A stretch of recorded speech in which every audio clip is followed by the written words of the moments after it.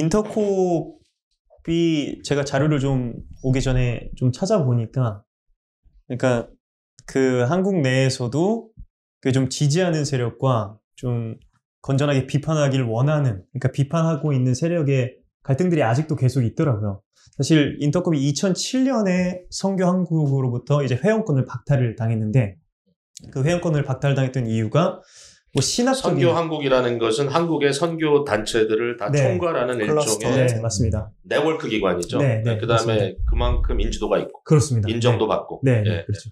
그래서 그 단체로부터 회원권을 박탈받은 후에 여러 교단에서 그 이제 이 인터콥을 연구하는 여러 사례들 그리고 조사들이 많이 나왔더라고요. 근데 종합을 해보면 뭐 간단하게 신학적인 문제들이 있고 잠깐 나눴었던 신학적인 문제들이 있고 또 반면에는 선교적 활동에 있어서 너무나 공격적인 태세를 갖고 있기 때문에 교회와 연결하거나 아니면 현지 사역하고 있는 선교사들과의 어떤 관계 안에서 너무 공격적인 태세로 선교를 하고 있기 때문에 오히려 선교에 악영향을 주는 사례들이 되게 많이 생긴 거죠.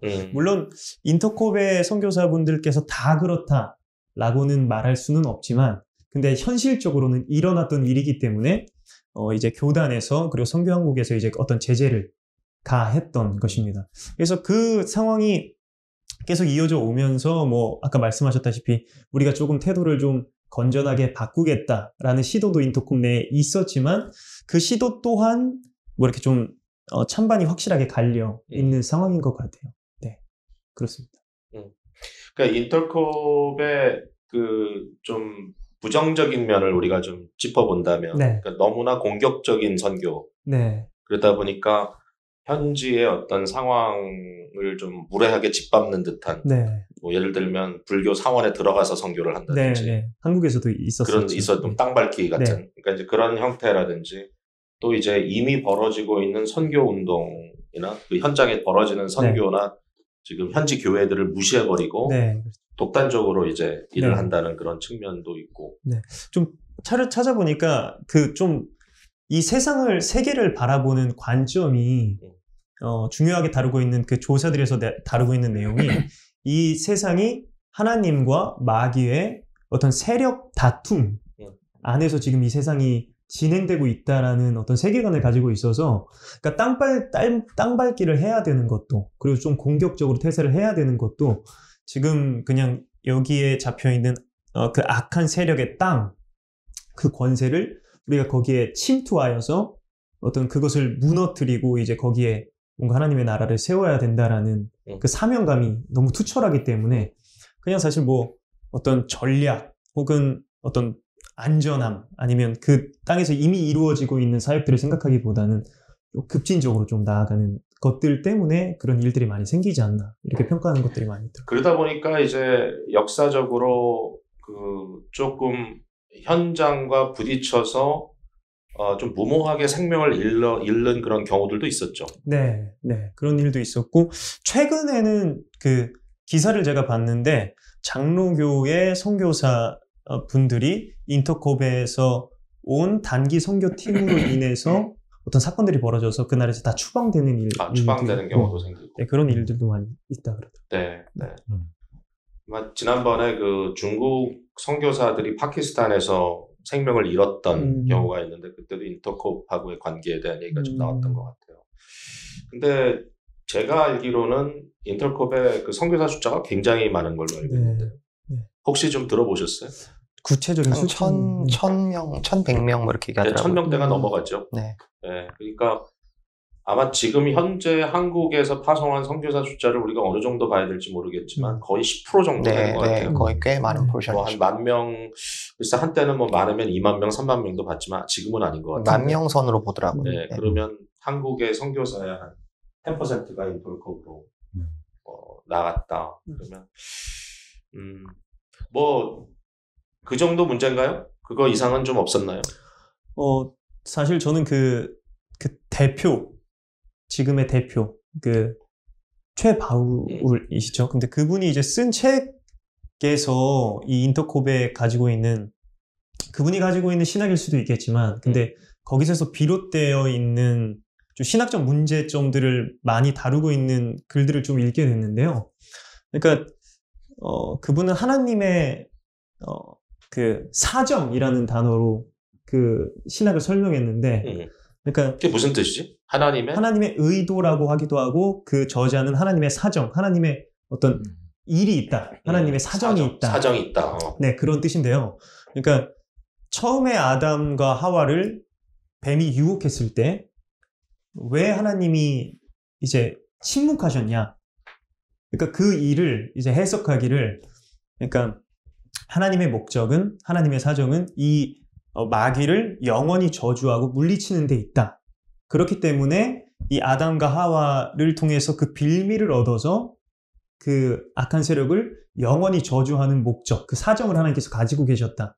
그래서 예수 그리스도께서 오심도 결국에는 그 악한 마귀를 영원히 저주하고 물리치기 위해서 이 땅에 오셨다라고 말하는 건 거죠. 그러니까 그것에서도 저는 이 단체의 성향이 조금 보이는 것 같더라고요. 그러니까 되게 전투적이고, 물론 그것이 장점을 가지고 있는 것은 분명할 수 있지만, 근데 그게 좀 성경적으로는 좀 많이 위험한 생각인 것 같아서. 사실 영혼 구원이라고 하는 측면보다는 이렇게 네, 뭐라 그러냐, 사탄을 뭐랄까, 퇴치하기 위한 테마 뭐 이런 느낌이죠. 네. 그러니까 그 spiritual warfare에 네, 집중하고 맞습니다. 있다. 네. 근데 실제로 우리가 물론 이걸 너무 이렇게 축소해서 볼 필요는 없겠지만 가장 극렬한 영적 전투는 인간의 마음 안에서 일어나고 있다. 네. 그 부분에 대해서보다는 좀 눈에 보이는 외형적인 어떤 그런 것들도 좀 있는 것 같아요. 그래서 보면 그 관련된 얘기인데, 이제 전 세계를 뭐 어느 지역은 어떤 영이 장악을 하고 있고 이렇게 그 매핑을 해서 이 지역은 어떤 전략으로 우리가 퇴치를 해야 되고 이런 이제 좀 생각으로 선교를 많이 접근하는 것 같아요. 인터컵에 대한 매력은 굉장히 스파르타식의 아주 좀 뭐랄까 철저한 훈련, 그 다음에 순교적 각오, 그러니까 뭔가 이렇게 좀 레디컬한 측면이 강하다는 거겠죠. 목사님 말씀하시니까 좀 생각나는 것들이, 저는 지금 저희가 얘기하는 것과는 조금 다른 관점일 수 있는데, 뭐 예를 들어서 저희가 조선 말기에 저희가 이제 해외에서 미국을 비롯한 호주, 뭐 영국, 스코틀랜드, 그 당시 서양권에 있던 기독교인들이 선교사로서 많은 것들 포기하고 자국의 교육들, 위치들 한국에 왔을 때 캐나다를 빠뜨리죠. 네, 캐나다. 이제 그 선교사들이 사실은 죽음을 거의 두려워하지 않고, 그때 당시 뭐 많은 그 당시 풍토병 이런 것도 전혀 두려워하지 않고, 그리고 그 당시 조선 정부에서는 사실 쇄국 정책으로 외부에서 오는 것들은 다 소위 악으로 보고, 저희가 지금 기독교에서 악으로 보는 것과는 좀 다르지만 쇄국 정책을 펴면서 그렇게 사실은 실제 죽이기도 하고 그런 일이 있었는데, 제가 예를 들면 어떤 이 인터콥이라는 선교단체가 신학적인 어떤 이단성을 배제하고 어떤 저희들이 선교하는 데서 방법론적인 측면에 있어서는 사실은 저희가 그 당시 조선 말기에 우리에게 하나의 말씀을 목숨을 두려워하지 않고 선교적인 정말 열정으로 와서 말씀을 전한 그 선교사들이 없었으면 저희들이 사실 지금 이렇게 얘기를 하고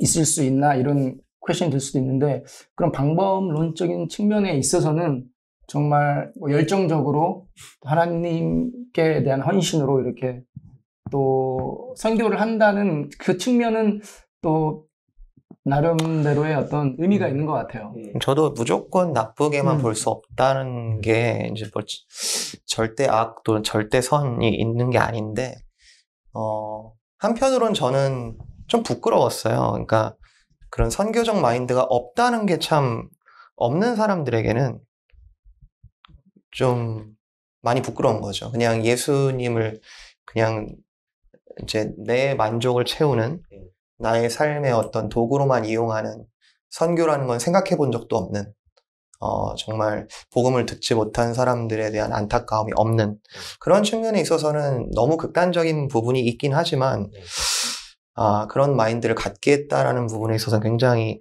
그 친구들 저도 그때 같이 했던 친구들 생각하면은 순수했어요 정말. 순수하고 좋은 친구들이 있었다. 그럼요. 예, 있었는데 이제 말씀하신 것처럼 방법론 쪽에서 조금 너무 공격적인 부분들 그리고 예, 그런 부분이 이제 물론 신학적 뿌리를 또 쫓아가다 보면 문제가 있지만 근데 그 최바울 선교사님도 그렇고 그 인터콥 홈페이지나 이런 데를 보면은 이제 기성 교단들이 이제 교류 금지 또는 교류 주의 이런 걸 할 때는 항상 이제 성명문을 발표하는데 거기에 대한 이제 반박 또는 해명을 한단 말이죠.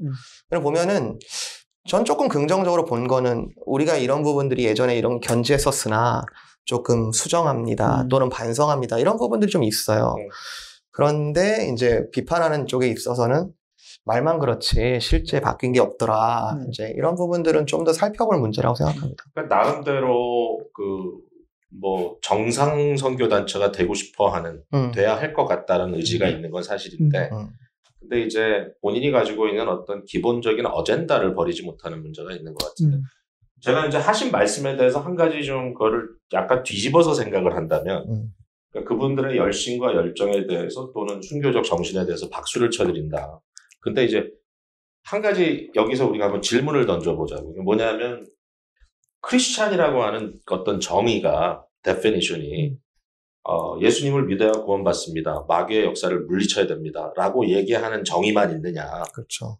사실은 더 중요한 어떻게 보면 그게 뭐냐면 예수 그리스도의 삶이 선포될 뿐만 아니라 사라지는 건데 그 가장 중요한 핵심은 이타성이거든. 네. 그렇죠. 그러니까 산상설교를 들여다보면 제일 중심적인 것은 결국은 너 생각만 하지 말고 다른 사람들의 입장에서 생각해야 된다라고 하는 말씀이 어떤 가장 기본적인 윤리인 거죠. 상식이죠, 상식. 근데 자기가 가지고 있는 선교적인 어젠다 때문에 상대에 대한 배려가 전혀 없다면 그게 과연 기독교적이냐 아니면 이슬람적이냐 예수냐 알라냐는 차이만 있을 뿐이지 하는 방법은 똑같다면 그게 말이 안 되죠. 그러니까 여기에 이제 이타성이 결여됐다는 것 중에 하나가 결국은 지금 팬데믹 이슈하고도 그대로 등장하는 거예요. 맞습니다. 네. 우리만 예배드리면 되고 우리는 훈련받아야 되고 네. 그것이 사회에 미치는 어떤 영향에 대해서는 그건 뭐 지금 나는 생각할 겨를이 없다. 교회들이 지금 그러고 있는 거예요. 맞습니다. 이타성이 없는 교회가 사회에 대한 책임이 없는 교회가 과연 기독교적이냐. 이제 그 문제를 던졌을 때 선교지에 가서도 사실은 한국 선교 얘기했지만 내가 이제 캐나다 얘기를 했는데 그 로버트 할디라고 하는 캐나다 선교사가 한국 부흥운동에 이제 시발점이 되는데 그분이 회개했던 첫 번째 회개가 뭔지 여러분 기억하십니까? 한국 주민들을 무시했고 인종차별했고 내가 이 사람들과 대한 어떤 이 살고 있는 모습이나 이분들이 지금 하고 있는 것들에 대한 증오가 있어서 이 사람들이 회심하지 않는 거에 대해서 너무 분노하고 있었다. 그걸 회개하기 시작한 거잖아요. 그러니까 선교사로서의 어떤 우위에 있다는 그 생각을 버리지 못하고 결국은 내가 낮아지지 못했을 때 하나님 역사하지 않더라.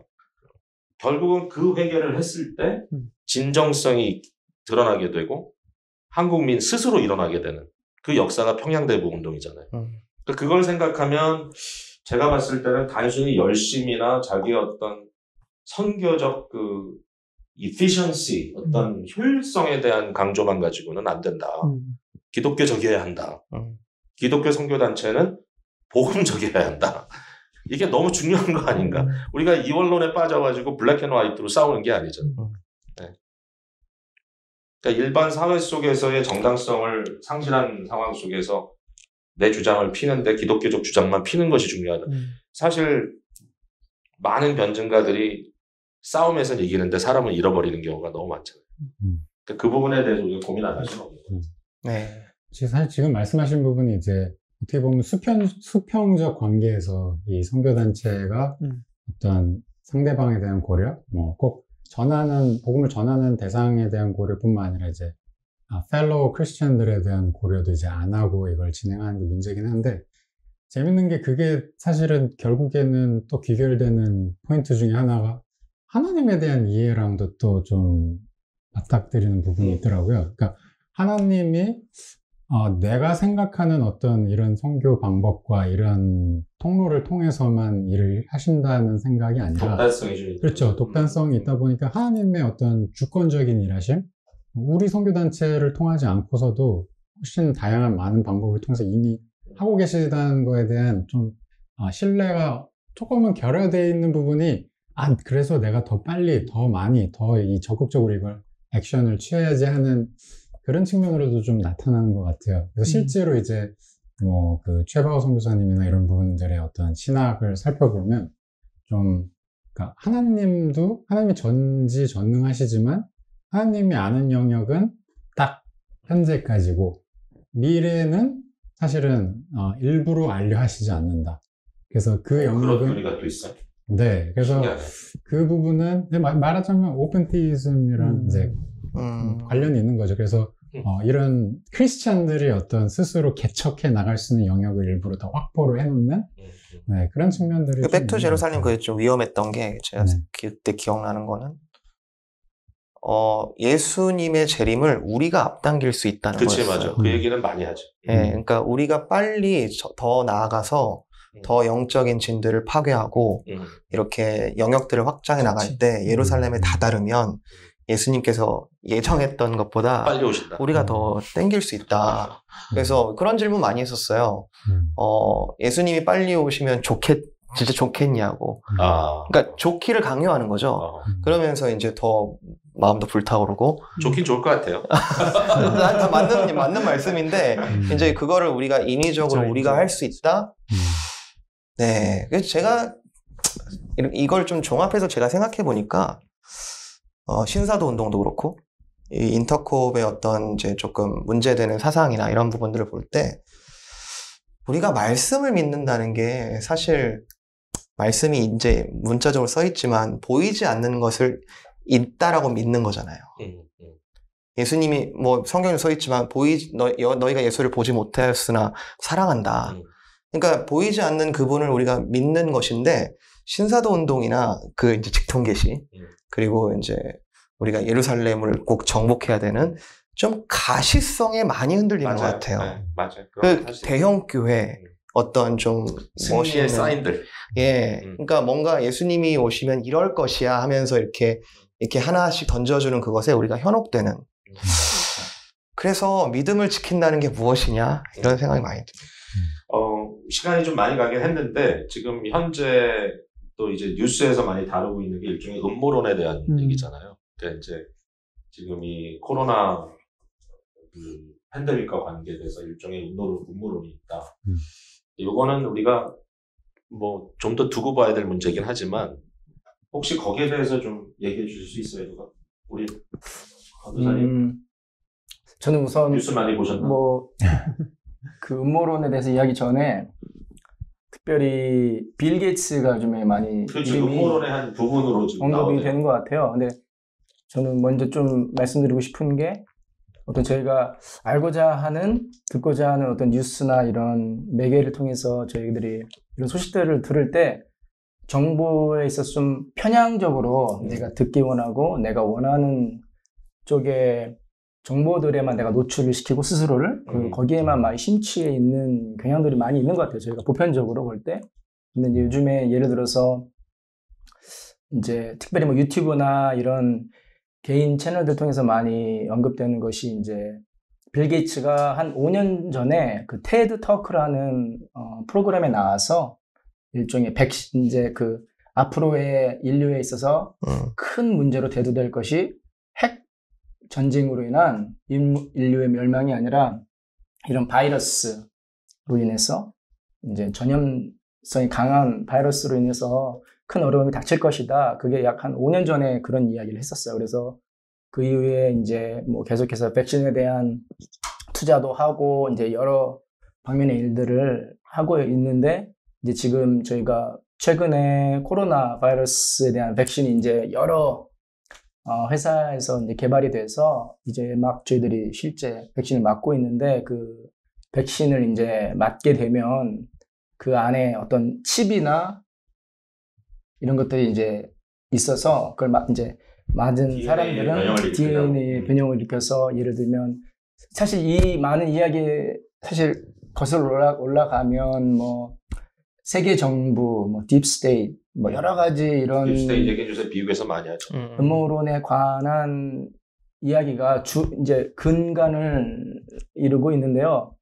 제가 이 빌 게이츠라는 이름에 대해서 이렇게 이런 최근 뉴스를 통해서 들은 정보가 이런 것이 있었는데, 다른 측면에 빌 게이츠라는 이름을 제가 들었을 때 또 생각나는 것은, 제가 이제 학부 시절에 이제 제 같은 이제 그 dorm에서 같이 생활하는, 같은 룸을 쉐어하는 친구들 중에서 히스패닉 계열 친구도 있고 이제 한인 2세 친구도 있었는데, 그 중에 이 이름이 이제 The Gates Millennium Scholars 프로그램이라는 것이 있었어요. 그래서 매년 미 전역에서 약 한 1000여 명이 넘는 유색 인종이죠. 그러니까 히스패닉이나 저희 에이시안 아메리칸들이나 흑인들이나 이런 학생들을 그 학부서부터 이 친구들이 박사과정까지 가게 되면 그 전액을 생활비나 학비나 이런 것들 전액 지원해서 게이트 파운데이션. 예, 이렇게 지원해주는 프로그램이 있었어요. 그래서 제 실제 룸메이트들이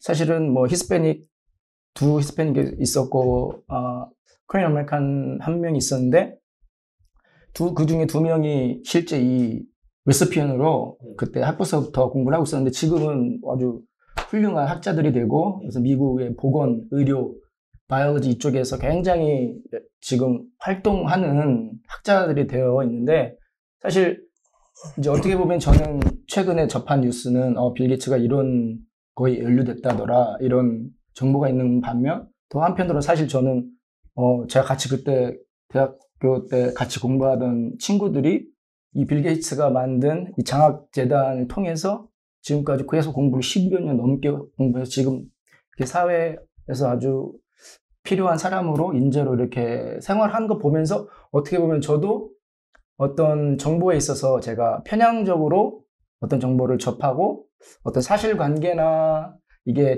소위 저희들이 얘기할 때 팩트 체크라고 많이 하잖아요.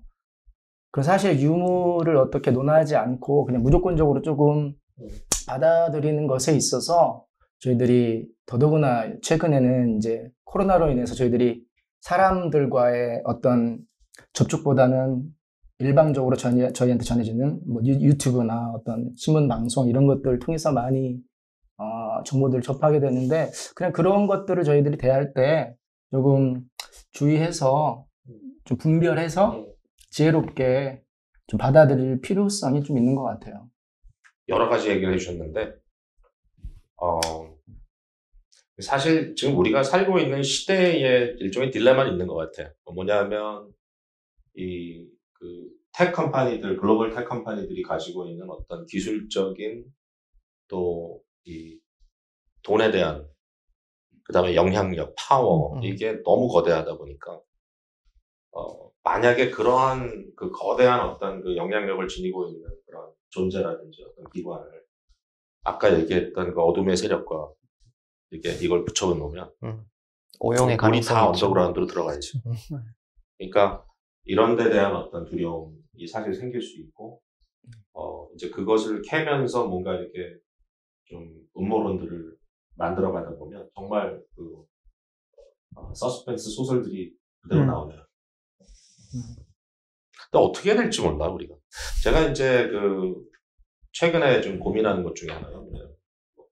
더 고민하는 거. 뭐냐면, 말이라는 데 대해서 이제는 더 이상 말이 이게 진리냐 진실이냐라고 하는 의미보다는 어느 진영의 논리냐는 데 더 사람들이 관심이 있으니까, 결국 진영 논리, 그게 뭐 한국도 그렇고 미국도 그렇고, 그리고 자기의 어떤 어젠다를 위해서는 어떤 말을 해도 그게 정당화된다고 생각하는